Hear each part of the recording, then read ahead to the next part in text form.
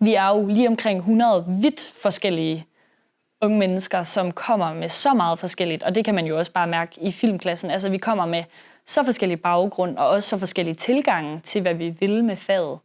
Men jeg er virkelig blevet positivt overrasket over, hvor nemt det har været for de her forskelligheder at mødes, fordi at alle gerne vil det og lægger en indsats i det. Jeg hedder Silje, og jeg er 21 år gammel, og jeg kommer fra Hasselager, som er en by lige syd for Aarhus.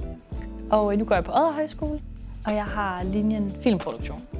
Jamen, jeg synes, jeg kan tage mega mange ting med. Jeg har lært mega meget praktisk.